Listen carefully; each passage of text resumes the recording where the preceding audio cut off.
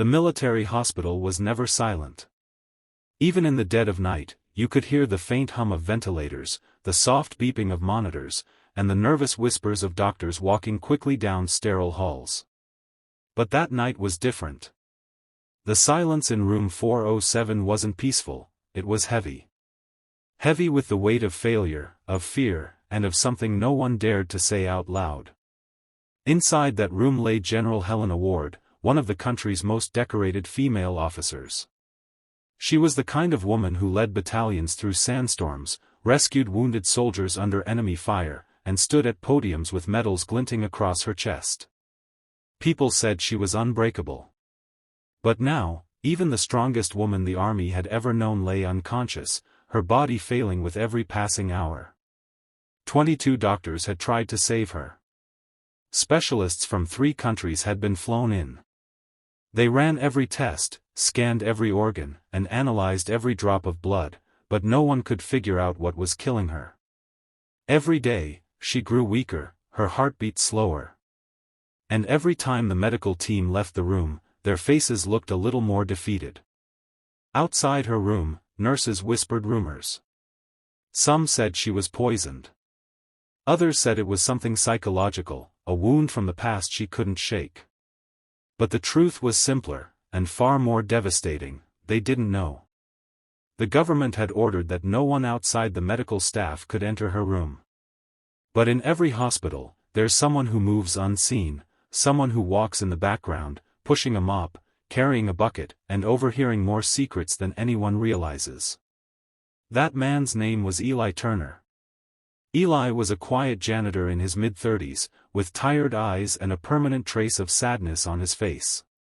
He was a single dad to a 7-year-old girl named Mia, and every shift he worked was a sacrifice, to keep food on the table, to keep his daughter's dreams alive, and to keep the pain of his past buried deep where no one could see.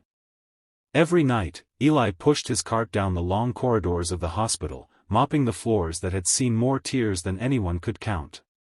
He never spoke much. He nodded politely, did his job, and disappeared. But he noticed things. The way doctors' voices trembled when they spoke about the general. The way her heart monitor's rhythm would shift at certain times. The faint smell in her room that wasn't like any other patient's. Eli had once dreamed of being a medic in the army himself. Before life tore his plans apart. Before his wife got sick and the bills started piling up. Before he traded his ambitions for a mop and a night shift. But the curiosity, the instinct to observe, and the desire to fix what was broken, those never went away. One night, as Eli was cleaning near room 407, he overheard 2 doctors talking quietly. "It doesn't make sense," one whispered. "All her scans are clear. Her vitals drop at night and stabilize during the day.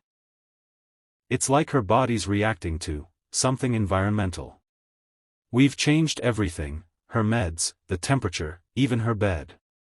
"Still the same pattern," the other replied. "If we don't find it soon, she won't last another week."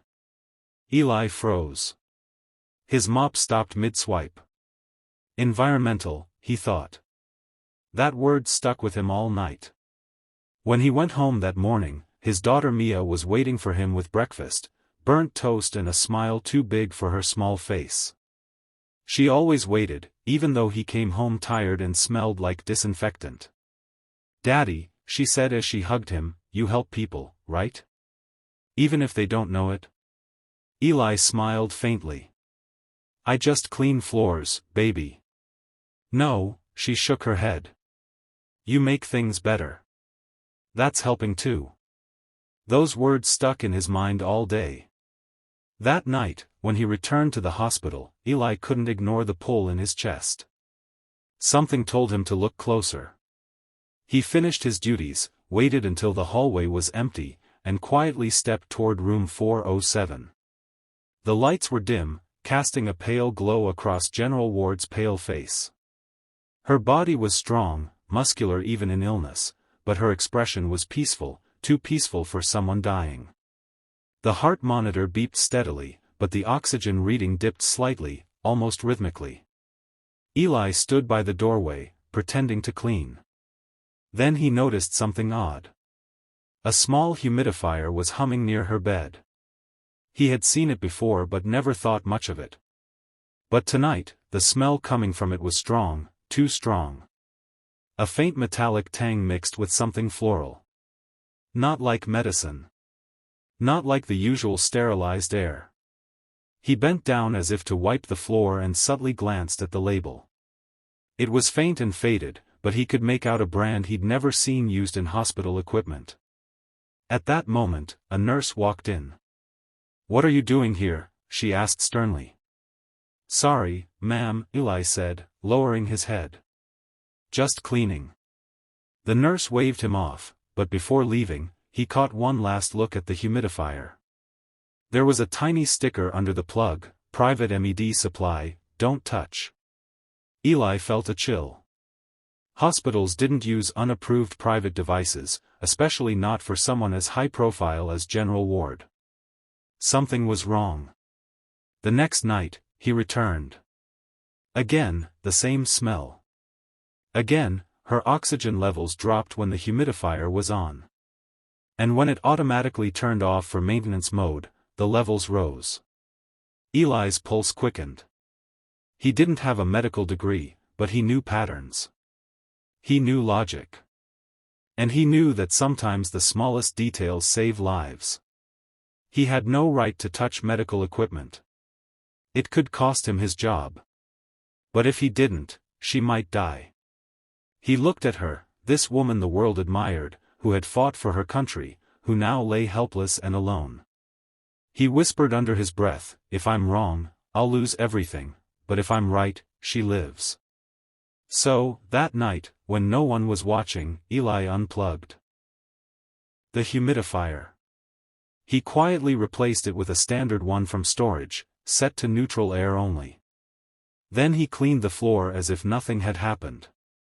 The next morning, the hospital erupted. "Her vitals are up," a nurse shouted.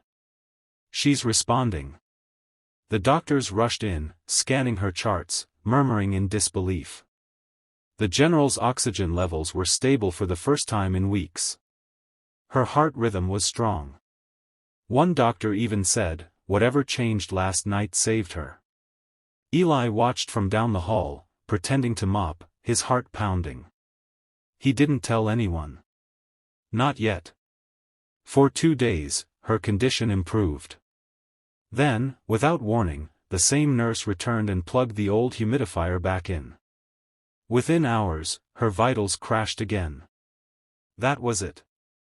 Eli couldn't stay silent anymore. He approached Dr. Collins, the lead physician, a man too busy to notice a janitor, until now.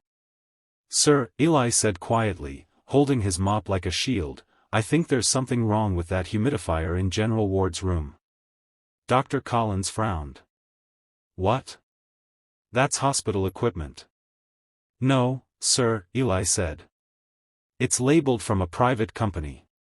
I swapped it 2 nights ago, her vitals improved. When it came back, she crashed again." The doctor stared at him like he'd lost his mind. "You touched medical devices? Do you realize what you've done?" Eli swallowed hard. "I know I'm just a janitor, sir. But I see things. I noticed the smell, the timing, the reaction. I'm not asking you to believe me, just test it." Dr. Collins almost dismissed him, but something in Eli's eyes, earnest, desperate, unshakably certain, made him pause. "Fine," he said. "We'll run a test." When the lab results came back the next morning, the hospital went silent again. This time, out of shock. The humidifier contained traces of neurotoxic compounds, subtle enough to mimic organ failure, but deadly over time. Someone had been slowly poisoning General Helena Ward. And the person who noticed it wasn't one of the 22 doctors. It was the janitor. That night, military police filled the hospital. An investigation was launched. Eli was questioned for hours, but his calm and detailed answers cleared him quickly. He'd saved her life. When General Ward finally regained consciousness days later, the first person she asked for wasn't her doctor, her commanding officer, or her family. She whispered weakly, "The man who saved me, where is he?" Eli was called into the room, his uniform still stained with bleach. He stood awkwardly at the doorway as she looked at him with gratitude burning in her eyes. "You saw what no one else did," she said softly. "How?" Eli shrugged. "Ma'am. I just pay attention." She smiled faintly. "That's what real soldiers do." The room fell silent. For the first time in a long while Eli felt seen, not as a janitor, but as someone who mattered. Someone who had made a difference. What he didn't know was that this act of courage would change both of their lives forever. Because while the general recovered, the truth behind her poisoning was only beginning to unravel. And Eli Turner, the janitor who saved her, was about to step into a world of secrets, danger, and honor far beyond anything he ever imagined.